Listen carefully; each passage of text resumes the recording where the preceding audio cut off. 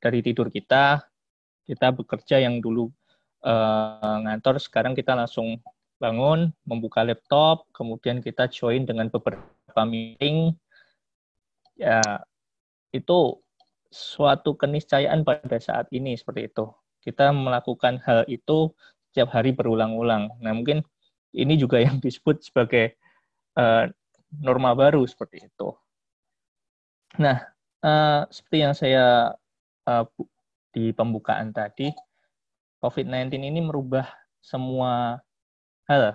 Yang sebelum COVID itu kita semuanya full time kerja di kantor, bertemu dengan kerabat kerja kita, kemudian perkuliahan semuanya tatap muka, data semua yang kita sharing dengan kerabat kita adalah data fisik yang bisa kita biasa ambil di meja kita, di rak, atau dimanapun itu yang bentuknya fisik, dan komunikasi kita juga langsung dua arah tatap muka seperti itu. Nah, setelah COVID, ini yang terjadi adalah kita kerja itu bisa jadi full time atau part time WFH atau work from home seperti itu. Kemudian kalau kita di Universitas Islam Indonesia perkuliahannya semuanya daring, pertukaran data sudah tidak lagi atau sebisa mungkin kita mengurangi pertukaran data itu dalam bentuk fisik. Semuanya kita ubah ke pertukaran data digital. Kemudian komunikasi pun kita sudah tatap muka ya, seperti kita saat ini Bapak Ibu sekalian, komunikasinya via digital. Di ruangan ini, ruangan audiovisual saya sendiri juga seperti itu. Kemudian, mengapa sih ini penting seperti itu? Kenapa cyber security ini penting sih? Kenapa pada saat COVID ini impact-nya apa terhadap keamanan yang dulunya kita mungkin mengabaikan? Ternyata setelah COVID ini semua aktivitas kita lakukan secara digital. Otomatis semua traffic internet itu akan naik. Semua jumlah pengguna internet itu akan mungkin bisa jadi 2 atau 3 kali lipatnya. Nah, dari sisi mungkin dari sisi saya mencoba dari sisi hacker ya. Kalau dari sisi hacker, dengan adanya lonjakan data seperti ini, berarti jumlah orang yang bisa di-attack itu naik. Kita bisa mendapat data, bocoran data itu bisa lebih banyak seperti itu. Nah, makanya mengapa cyber security ini menjadi penting ya, karena itu tadi, data-data yang dulunya kita tidak aware, tiba-tiba semuanya harus digital seperti itu, akan menjadi istilahnya mudahlah untuk hacker untuk mengambil data kita. Kemudian dalam masa COVID ini ada kita bisa lihat pie chart-nya. Ini ada beberapa model distribusi yang terjadi dari serangan digital seperti itu. Paling besar itu ada phishing, scam, kemudian fraud, kemudian ada hoax, ada malware atau ransomware, dan malicious domain. Masing-masing nanti akan saya jelaskan di belakang.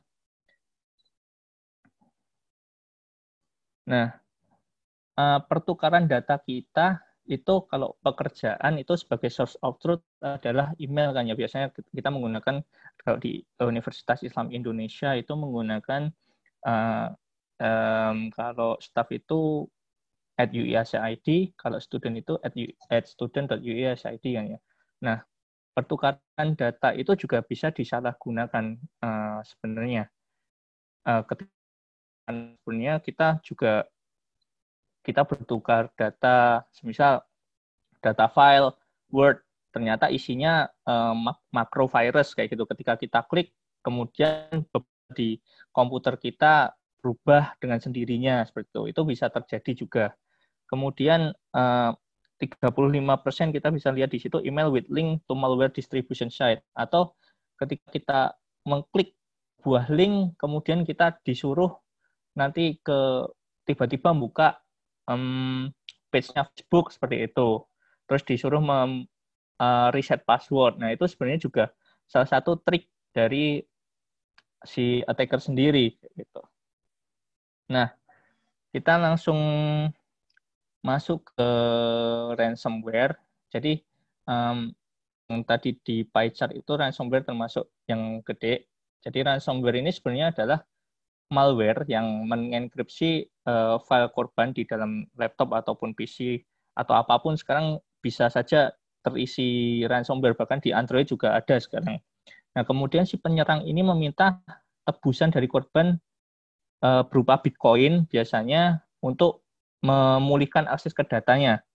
Nah, nanti biasanya kalau Bapak Ibu sekalian terinfeksi dengan ransomware, biasanya ketika Bapak Ibu login ke komputernya atau ke laptopnya atau ke HP-nya, biasanya akan ada seperti ini.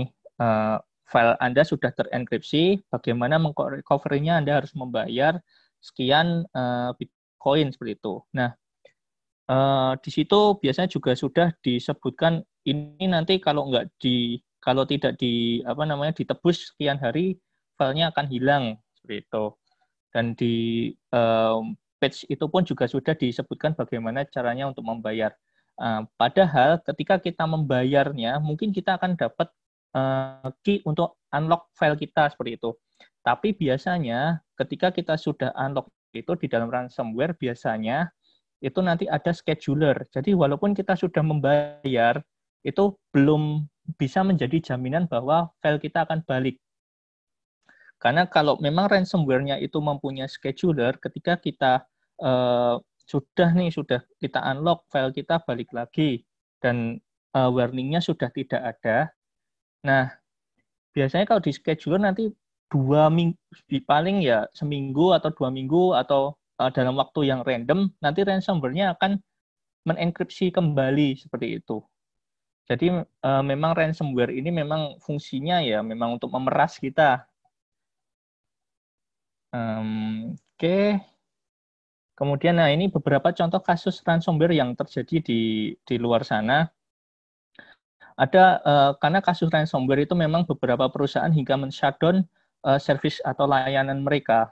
Karena ransomware ini memang menginfeksinya bisa lewat jaringan atau memang bisa lewat pertukaran data melalui flash disk gitu, atau mungkin bisa juga dari email kalau memang email servernya tidak memiliki antivirus gitu.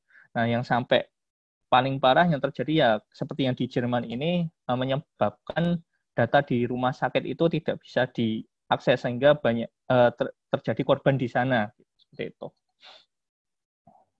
Dan masih banyak lagi kasus ransomware yang terjadi. Bapak Ibu sekalian bisa nanti coba googling di internet. Nah, bagaimana dengan kasus ransomware yang ada di universitas pada masa COVID ini? Sebenarnya ini data dari Januari 1 Januari sampai September 20 tahun ini seperti itu. Kasus ransomware sendiri itu tidak menurun pada saat COVID, malah lebih meningkat lagi. Karena memang pertukaran data itu sekarang ya digital, kita tidak bisa membatasi. Kalau pada waktu dulu mungkin kita pertukaran data masih menggunakan flash disk ya, kita masih bisa aware untuk mencolokkan flash disk kemudian melakukan scanning ke flash disk tersebut. Nah, tapi kalau pada saat ini ya ketika kita dikasih ini ada email, saya ngirim email itu tolong di-download dan dicek. Nah, kalau dengan email seperti itu kan otomatis mindset kita, oh ya sudah berarti filenya langsung nanti kita cek seperti itu. Kita tidak akan melakukan, lebih tepatnya kadang kita tidak aware untuk melakukan pengecekan ulang kembali seperti itu. Nah, ini beberapa kasus yang ada di luar sana.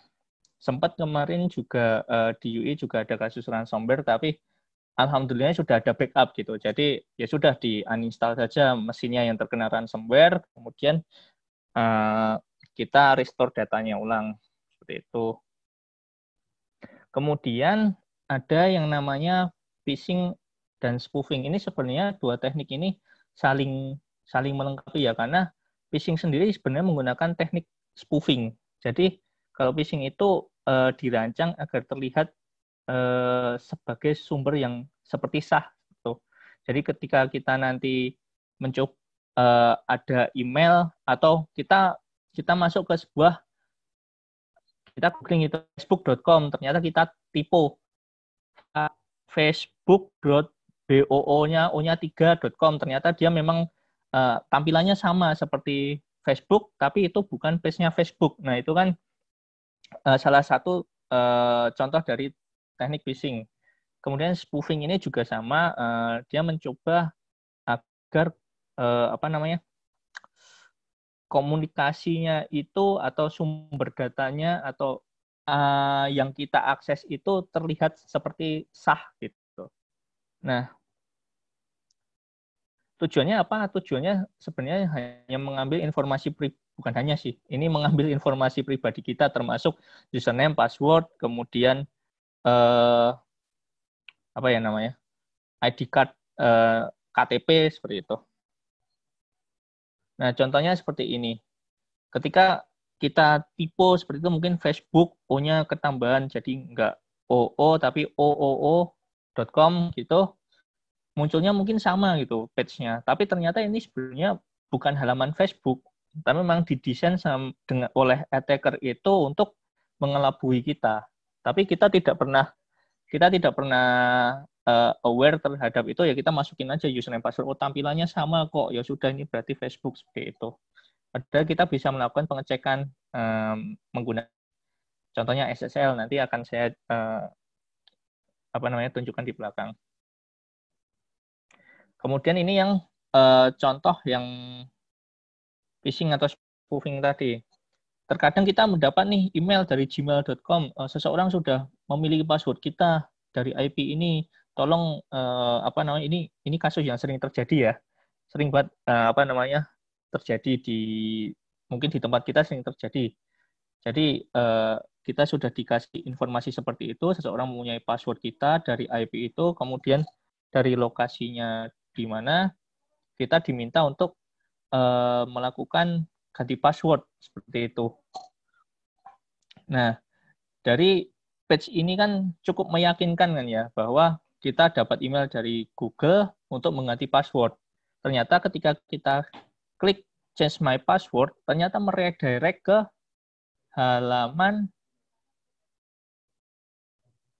ini. Bukan ke gmail.com, tapi gmail.com/reset. Nah, sebenarnya yang terjadi adalah ketika kita menambahkan atau memasukkan password kita, dan kita cari warna merah mana ya? Udah. Kita sign in, sebenarnya password kita masuk ke konsolnya atau ke lognya dari attacker itu. Jadi kalau kita tidak jeli, otomatis password username dan password kita akan otomatis masuk ke sana, dan attacker juga akan langsung dapat menggunakannya tanpa kita sadari juga seperti itu. Kasus ini banyak terjadi kemarin kan, seperti di infotainment ya, banyak artis kehilangan akun Instagram. Itu sebenarnya metodenya sama, hanya menggunakan seperti ini saja kayak gitu.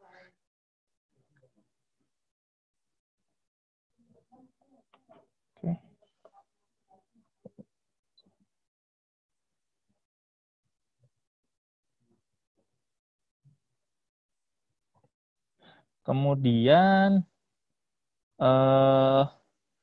ini yang mungkin yang paling heboh pada saat ini, karena semua komunikasi data kita, komunikasi kita semuanya menggunakan video conference. Kayak seperti saat ini kita melakukan training menggunakan video conference, kemudian kuliah menggunakan video conference, bahkan presentasi paper pun kita menggunakan video conference. Nah, ini adalah sebuah berita yang baru dirilis oleh salah satu portal berita terkenal di Amerika, bahwa menyebutkan bahwa video conference itu sebuah target yang baru ketika pandemi ini, karena memang semua komunikasi kita lewat sana kayak gitu. Nah, untuk metodenya ini sebenarnya bisa paling simple ya, untuk melakukan video conference hacking itu, satu, kita melakukan random generate ID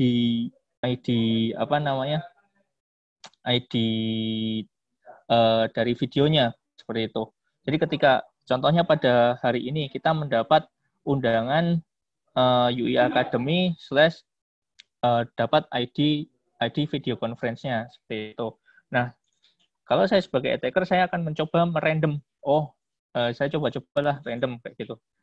Kalau memang video conference-nya itu tidak memiliki password, kita otomatis bisa masukkan ke dalam sesi tersebut kayak itu. Itu adalah teknik paling simpel dari video conference hacking.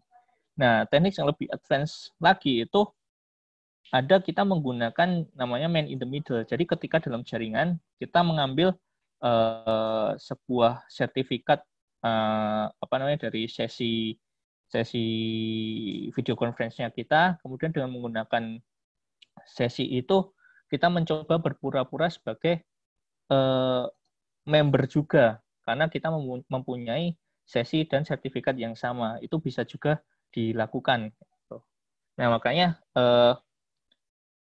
Zoom beberapa waktu yang lalu sering sekali untuk mengeluarkan update-update, karena itu untuk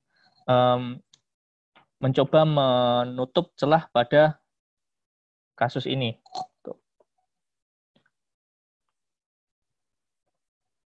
Nah, ini sudah mulai masuk ke sesi-sesi yang terakhir. Kita mulai masuk ke bagaimana mencegahnya seperti itu. Nah, yang paling simpel adalah kita menggunakan password yang kuat dan berbeda-beda untuk setiap aplikasi. Contohnya biasanya kita menggunakan password itu hanya pendek kan ya, kadang kombinasi dari nama kita kemudian ditambah atau menggunakan default password yang diberikan oleh IT support atau menggunakan password itu yang terafiliasi dengan kita. Contoh ya, nama passwordnya mungkin loh ya, ini Bismillah gitu. Passwordnya Bismillah berarti semua orang paham kan ya, coba aja nanti Bismillah passwordnya masuk kayak gitu. Kemudian passwordnya gabungan nama depan, nama belakang, kemudian ditambah tanggal lahir atau bulan lahir atau tahun lahir. Itu kan juga sebenarnya bisa kita guessing kayak gitu. Nah, contoh password yang bagus itu seperti apa? Yaitu minimal 15 karakter, kemudian kombinasi dari huruf besar, huruf kecil, ditambah dengan simbol, ditambah dengan angka. Dan strong password sendiri itu tidak terafiliasi dengan username, tidak terafiliasi dengan kita, tidak terafiliasi dengan teman-teman kita, atau nama keluarga kita, atau bukan tanggal lahir, dan sejenisnya. Yang penting tidak asal itu random lah, bikin passwordnya yang serandom mungkin. Dan setiap aplikasi itu ya gunakan password yang berbeda-beda. Contohnya Facebook, Twitter itu kita pakai password yang berbeda. Misal kita menggunakan password yang sama, biasanya setelah email kita leak itu nanti hacker akan mencoba menggunakan email kita untuk masuk ke aplikasi-aplikasi yang lain juga. Nah, untuk selanjutnya adalah jika memang penggunaan 2FA itu mendukung, gunakan 2FA. 2FA itu apa ya? Two factor authentication. Jadi ketika kita login, kita butuh 2FA atau kode sandi yang kita generate dari 2FA application kita baru bisa login. Kalau kita nggak ada 2FA-nya akan reject seperti itu. Biasanya menggunakan Google Authenticator. Nah, semisal kita ragu nih apakah email saya sudah breach atau belum, sebenarnya Bapak Ibu sekalian bisa mencoba mengecek ke alamat yang sudah saya tulis di bawah itu, https monitor.firefox.com, kemudian masukkan saja email Bapak Ibu. Nanti kalau email Bapak Ibu sudah breach di beberapa aplikasi, itu akan muncul seperti punya saya ini. Email saya nasionamin@gmail.com sudah breach di 3 tempat ini. Itu nanti sudah ada informasinya apa yang breach, kemudian kapan gitu. Kalau mau dicoba langsung juga nggak apa-apa. Kemudian gunakan antivirus dan update secara berkala antivirus dan OS yang kita gunakan. Kadang karena kita menggunakan Windows itu kita langsung malas Windows update itu nanti malah bikin operating sistemnya error kayak gitu. Padahal itu mindset yang salah. Sebisa mungkin kita gunakan lakukan Windows update secara berkala pada atau ketika patch-nya itu sudah stable. Jadi biasanya nanti dari Windows sendiri sudah ada informasinya seperti itu. Ada patch yang memang itu harus dilakukan atau itu hanya opsional. Itu Bapak Ibu sendiri bisa memilih. Kemudian di Windows, kalau Bapak Ibu sekalian menggunakan Windows, itu sebenarnya sudah ada antivirusnya, bawaan dari Windows itu. Jadi sudah satu paket lah. Bisa mungkin itu diupdate secara berkala. Kemudian menyalakan firewall. Firewall ini sebenarnya ada fitur bawaan Windows Operating System, tapi tidak semua orang aware. Jadi biasanya langsung ketika setelah install Windows itu langsung ya udahlah matikan firewall-nya aja, private network-nya kita matikan, guest or public network-nya kita matikan karena kadang mengganggu aplikasi bajakan kita kayak gitu kan. Nah, itu sebisa mungkin itu dinyalakan karena beberapa kasus hacking atau malware itu bisa diblok oleh fitur firewall ini. Kemudian ini menggunakan SSID yang aman. Nah, SSID yang aman di sini maksudnya kita aware gitu, kita bahwa oh UI punya UI Connect, oh di rumah saya SSID-nya ini saya yang setup sendiri kayak gitu. Nah, kalau di kafe-kafe sebenarnya itu kita bisa pasang mindset-nya ragu dulu kayak gitu. Apakah ini aman? Apakah ini tidak ada man in the middle di network itu kayak gitu. Nah, itu sebenarnya bisa langsung ditanyakan saja sama apa namanya yang punya SSID-nya gitu. Kemudian menggunakan VPN yang terpercaya untuk akses data sensitif. Sebenarnya tidak masalah kita menggunakan SSID yang tadi, ini sambungan dari yang tadi, ketika SSID-nya itu kita ragu, tapi kita punya VPN yang terpercaya, itu otomatis data kita akan terenkripsi ketika kita berkomunikasi di jaringan tersebut. Jadi ketika ada hacker pun mencoba untuk mengambil data kita tidak serta-merta bisa langsung dibaca, karena semuanya sudah terenkripsi dulu secara lokal maupun terenkripsi ketika diterima oleh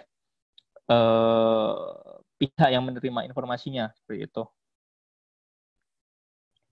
Kemudian yang ini yang tadi untuk memastikan bahwa websitenya itu website yang valid, Bapak Ibu sekalian bisa mencoba melihat pada bagian URL. Kalau memang websitenya itu valid, biasanya akan terinstall SSL juga yang valid. Nanti akan, semisal facebook.com ya, nanti SSL-nya itu akan ada informasi bahwa ini valid dari facebook.com seperti itu. Kalau apa namanya URL-nya itu spoofing atau phishing, biasanya ya mereka tidak akan membayar untuk SSL kayak gitu. Ini yang biasanya di pojok kiri atas kalau menggunakan browser. Kemudian untuk menghindari persebaran virus, sebenarnya kita harus menggunakan yang ya sebisa mungkin jangan menggunakan software bajakan, karena ketika kita menggunakan software bajakan itu kita tidak tahu distribusinya seperti apa.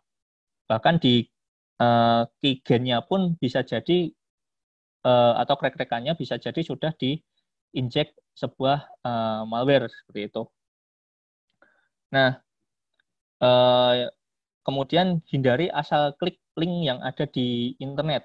Bapak Ibu sekalian bisa menggunakan fitur dari Virus Total, bisa Bapak Ibu masuk ke halaman webpage mereka, virustotal.com, kemudian semisal Bapak Ibu ragu gitu, saya dapat file, ini ukurannya mencurigakan seperti itu, atau sumbernya mencurigakan, Bapak Ibu langsung bisa melakukan drag and drop ke Virus Total dan mereka akan melakukan scanning heuristic scanning seperti itu. Nah, nanti akan ada informasi apakah file ini bersih atau enggak. Termasuk dari URL juga bisa dicek di sana. Kemudian ini adalah contoh dari email spoofing. Jadi bukan contoh sih. Ini untuk kalau Bapak Ibu ragu terhadap email yang Anda terima, itu sebenarnya kita bisa mengeceknya secara simpel. Jadi ini tampilan Gmail, dari emailnya ada titik 3 di bagian kanan itu, kemudian klik saja di show original. Nah, kalau emailnya itu email spoofing, itu biasanya SPF dan DKIM-nya itu hasilnya adalah fail, karena mereka tidak bisa melakukan verifikasi alamat seperti itu. Jadi semisal Bapak Ibu dapat email, ini saya rektor UII, saya membutuhkan informasi nomor telepon Anda untuk melakukan ini kayak gitu.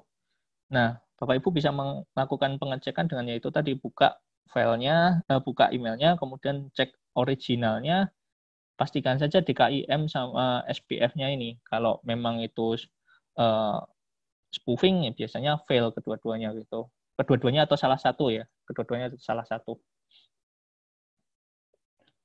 Kemudian ini adalah tips untuk video conference.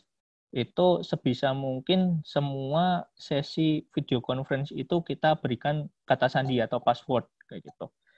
Untuk menghindari yang tadi kita random sesinya dan sembarang orang bisa masuk. Kemudian host dan co-host itu sebisa mungkin masuk lebih dulu daripada orang yang diundang. Nah, setelah sesi itu selesai, semua orang bergabung, kalau memang itu private, ya langsung dikunci saja, atau memang dikunci dari awal, seperti itu. Nah, dengan berhati-hatilah ini dengan ID yang tidak dikenal, sebisa mungkin ketika kita melakukan Zoom meeting seperti saat ini, Bapak Ibu menggunakan akun dari Universitas Islam Indonesia. Jadi ID-nya itu ID yang jelas seperti itu. Tidak menggunakan guest. Kemudian membatasi record maksudnya yang bisa nge-record ya hanya host saja, kemudian lisensi sebisa mungkin menggunakan lisensi bisnis yang itu kalau di Universitas Islam Indonesia itu sudah tercover. Nah, kemudian lakukan backup yang berkala. Pada kasus seperti ransomware tadi kan memang file akan terenkripsi ya Bapak Ibu sekalian. Nah, sebisa mungkin lakukan backup ke Windows atau Mac OS itu sudah ada bawaannya, itu menggunakan Windows Backup, atau kalau di Mac OS itu menggunakan Time Machine. Kemudian untuk backup file, itu Bapak Ibu sekalian bisa menggunakan ya G Drive, kemudian OneDrive, atau Dropbox, dan lain sebagainya. Tapi kalau ya balik lagi, kalau ternyata username passwordnya sudah leak, ya sama saja seperti itu. Makanya backup lagi menggunakan external physical drive atau menggunakan flash disk yang memang kita beli dan kita khususkan untuk membackup. Kemudian email backup juga bisa menggunakan backup ASIS 365 seperti itu. Nah, ini yang terakhir mungkin, ini jika laptop kita ditinggal itu biasanya kita ya kalau dulu di kantor ya udahlah tinggal aja lah, nanti screen-nya masih nyala gitu. Sebisa mungkin kita gunakan fitur yang sudah dibuat oleh Windows itu, ya kita lock atau kita sign out seperti itu. Untuk menghindari, semisal kan ketika kita WFH seperti saat ini kan kita di rumah tidak tahu kan, mungkin ada anak atau ada orang yang tidak sengaja kita lagi ngetik apa, ternyata sedang dimainkan laptopnya, kemudian semua datanya berubah seperti itu. Nah, sebisa mungkin kita menggunakan fitur tersebut. Nah, mungkin itu saja dari saya. Ini sebuah meme bahwa information security ini responsibility semua orang gitu. Jadi, walaupun ada enforcement dari sistem yang dibangun oleh BSI atau sistem yang ada di masing-masing fakultas atau di masing-masing laptop, itu tetap saja responsibility semua orang. Kalau kita tidak melakukannya ya sama saja seperti itu. Itu Mas Badan Sistem Informasi. Mas Agus. Ya, terima kasih kepada Mas Tsunami memberikan applause atau angkat tangan di Zoom kita masing-masing. Saya jadi teringat sebuah pernyataan dari dosen saya dulu, bahwa ketika kita sudah terkoneksi dengan internet, tidak ada yang aman. Bahkan sekecil apapun data itu pasti tidak aman, dimanapun saja. Apabila ingin aman, silahkan tidak terkoneksi dengan internet dan ditunggui selama 24 jam di depan perangkat tersebut. Nah, baik, apabila ada pertanyaan, silahkan dapat mengetikkan di chat Zoom. Oh iya, ini ada pertanyaan, Mas Amin, bisakah materi PPT-nya nanti di-share ke peserta? Mas Amin. Halo ya. Ya. Apakah bisa di-share ya? Bisa. Bisa di-share nih berarti nanti nanti mungkin ya. di page BSI atau di broadcast saja. Oke. Nanti kita akan kirimkan email untuk ininya, materinya. Baik, berikutnya ada lagi yang ingin ditanyakan? Monggo, bisa di chat WA atau bisa langsung menanyakan via suara. Maksud saya bisa menanyakan langsung. Tapi mohon maaf, di-unmute dulu ya kalau ingin menanyakan.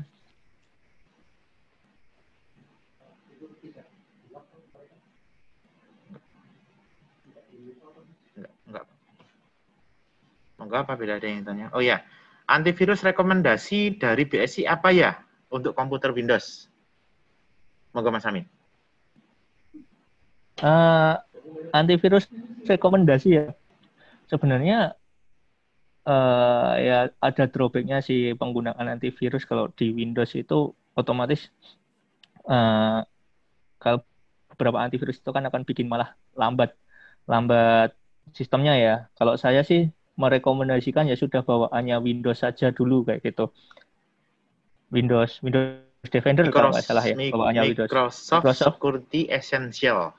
Oh ya itu. Ya, kalau sekarang namanya Windows Defender di Windows 10. Ya, kalau saya merekomendasikannya menggunakan itu dulu saja. Ketika nanti memang ada ini, soalnya kan antivirus itu jualannya begini. Kalau kita menggunakan yang free itu tidak terlalu manjur. Seperti itu lebih tepatnya.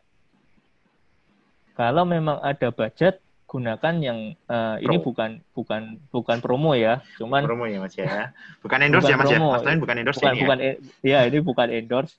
Tapi pengalaman saya untuk di server pun itu biasanya saya menggunakan Kaspersky sendiri kayak gitu.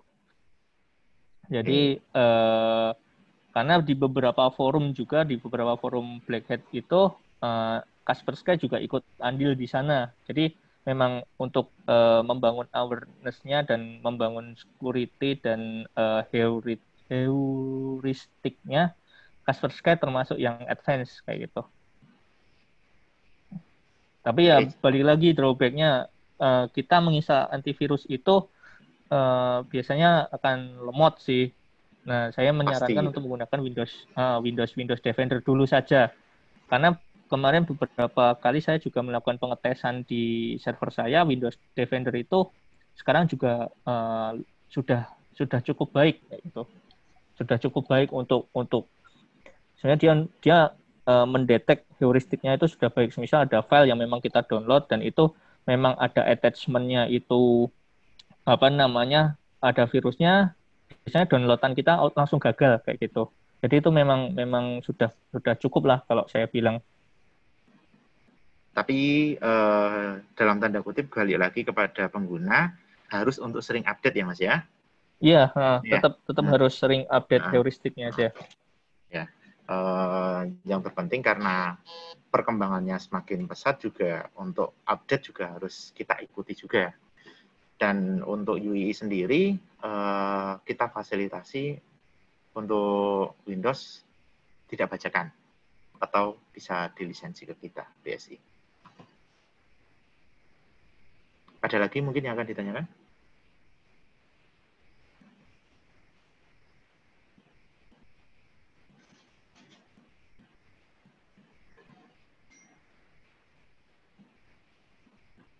Atau sudah cukup? Sepertinya memang sudah cukup. Apabila tidak ada pertanyaan kembali, maka kita sudah sampai pada penghujung acara siang hari ini. Mari kita tutup acara pada siang hari ini dengan membaca hamdalah. Alhamdulillahirabbil alamin. Alhamdulillahirrahmanirrahim. Terima kasih kepada semua peserta atas partisipasinya mengikuti acara UI Academy ke-16. Akhirul kalam, wassalamualaikum warahmatullahi wabarakatuh. Waalaikumsalam warahmatullahi wabarakatuh.